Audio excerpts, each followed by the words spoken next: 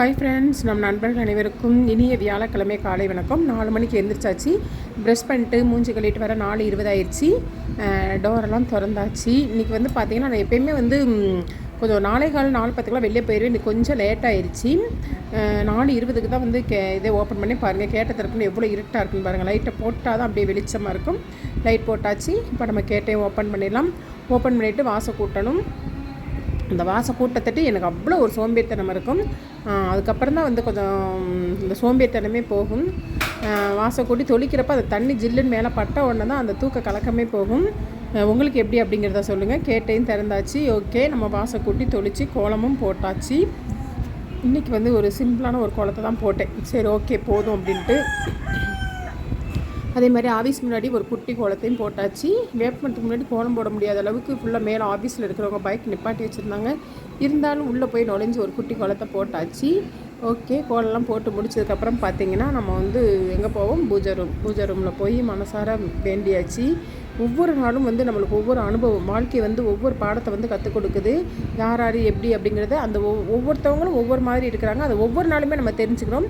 இன்றைக்கி நல்லதே நடக்கணும். என்னோடய ரிலேட்டிவ்ஸ், என்னோடய சப்ஸ்கிரைபர்ஸ், என்னோடய லைஃப்க்கு வர்றவங்க, என்னோடய ஃப்ரெண்ட்ஸ் சர்க்கிள் எல்லாத்துக்கும் எல்லாமே நல்லதே நடக்கணும் அப்படின்னு சொல்லி காட்டுகிட்ட ப்ரேயர் பண்ணியாச்சு.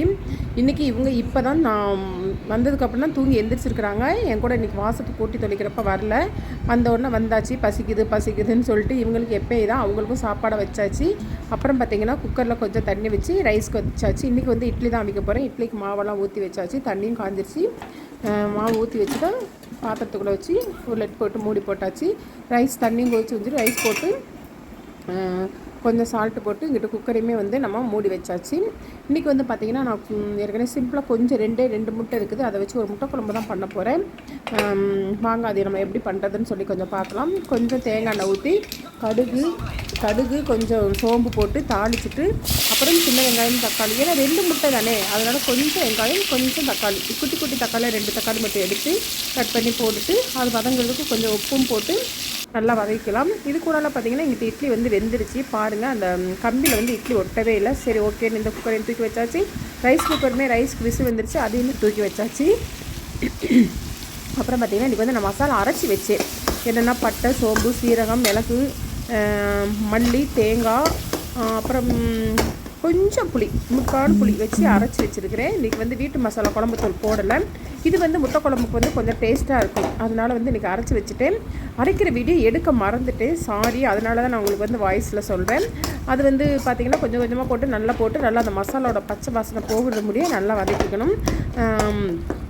வதக்கிறப்போ சரி கடைசியாக வந்து அந்த கொஞ்சம் கிண்ணத்தில் ஒட்டி இருந்தது. நம்ம கொஞ்சம் தண்ணி ஊற்றி அதையுமே வந்து அலசி ஊற்றியாச்சு. மசாலா வந்து நல்லா கொதித்து வரட்டும்.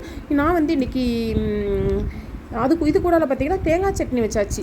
இட்லியை வச்சாச்சுல, அதனால் தேங்காய் சட்னி வச்சாச்சு. நான் வந்து பார்த்திங்கன்னா இன்றைக்கி வந்து பார்த்திங்கன்னா முட்டையை வந்து அவிச்சு போடலை, உடச்சி ஊற்றி வைக்க போகிறேன். 2 முட்டையை உடச்சி ஊற்றியாச்சு. அது உடச்சி ஊற்றவுடனே நம்ம கரண்டி வச்சு கிண்டக்கூடாது. அப்படியே பூரா குழம்பு ஃபுல்லாகிடும். நல்லா அந்த எண்ணெயெல்லாம் பிரிஞ்சு பாருங்கள். குழம்பு வந்து ஒரு கிரேவி பதத்துக்கு வந்துடுச்சு. இப்போ வந்து நம்ம லேசாக கிளறி விட்டோம் அப்படின்னா அந்த முட்டை வந்து அப்படியே இருக்கும் பாருங்கள். அந்த வெள்ளைக்கரும் மஞ்சக்கரும் அப்படியே பொஃப்னு அப்படியே இருக்குது. ஓகே, இதுக்கு மேலே வந்து பார்த்திங்கன்னா நீங்கள் ஃப்ரெஷ்ஷான கருவேப்பிலை, மல்லி எல்லாம் இருந்துச்சுன்னா தூவி ஒரு வேறு பாத்திரத்துக்கு நம்ம மாற்றி வச்சிடலாம். வேறு பாத்திரத்துக்கு மாற்றி வச்சாச்சு. என்கிட்ட இல்லை, அதனால் அது போடல. இந்த மாதிரி குழம்பு வச்சு பாருங்கள், டேஸ்ட்டாக இருக்கும். சிம்பிளாக இருந்தாலும் டேஸ்ட்டாக இருக்கும். இது கூட பார்த்திங்கன்னா தக்காளி சட்னிக்கு நான் வதக்கி வச்சுட்டேன். குக்கரில் இருந்த இட்லி எடுத்து ஹாட் பாக்ஸ்லேயே வச்சாச்சு. கிட்டத்தட்ட நம்மளோட வேலையெல்லாம் முடிஞ்சு. அப்புறம் பார்த்திங்கன்னா சட்னி கொஞ்சம் நல்லா ஆறின உடனே தேங்காய் சட்னியும் தாளிச்சாச்சு, தக்காளி சட்னியுமே தாளிச்சாச்சு. நம்மளோட வேலைகள் ஃபைனலாக வந்து கிச்சன் வேலைகள் எல்லாம் முடிஞ்சு போச்சு. அப்புறம் பார்த்தா சிங்கில் பார்த்தா பாத்திரம் அவ்வளோ பாத்திரம் குமிஞ்சு கிடக்குங்க. அடடா, இது எப்படா கழுவுறது அப்படின்னு சொல்லிட்டு சரி ஓகே அதையும் கழுவி நீட்டாக வச்சாச்சு. வாக்கிங் கிளம்பியாச்சு. வாக்கிங் போகிறப்ப பார்த்திங்கன்னா அப்படியே பார்த்திங்கன்னா சன் பார்த்திங்கன்னா கோல்டன் கலரில் எவ்வளோ பிரகாசிக்குதுன்னு பாருங்கள். அவ்வளோ ஒரு அழகாக இருந்தது. எனக்கு பங்கு ஒரு நிமிஷம் அப்படியே பார்த்துக்கிட்டே வீடியோ எடுத்துகிட்டு இருந்தேன். அப்புறம் இந்த சைடு பார்த்திங்கன்னா உங்கள்கிட்ட ஏற்கனவே சொல்லியிருக்கேன், எங்கள் ஊர் சைடு பார்த்திங்கன்னா 3 பக்கம் மலைன்னு சொல்லிட்டு பாருங்கள். மலையெல்லாம் பாருங்கள் எப்படி இருக்குதுன்னு சொல்லிட்டு. ஹில்ஸ் நல்லா பார்க்க நல்லாயிருக்கும். மார்னிங் நேரம் சூப்பராக இருக்குங்க எங்கள் ஊர் பார்க்குறதுக்கு. அது வாக்கிங் போகிறப்போ அதை ரசிச்சுக்கிட்டே போகிறது எனக்கு ரொம்ப பிடிக்கும். ஓகே ஃப்ரெண்ட்ஸ், இந்த வீடியோ பிடிச்சிருந்தால் லைக் பண்ணுங்கள், ஷேர் பண்ணுங்கள், கமெண்ட் பண்ணுங்கள், மறக்காமல் சப்ஸ்கிரைப் பண்ணுங்கள். ஓகே, பாய்.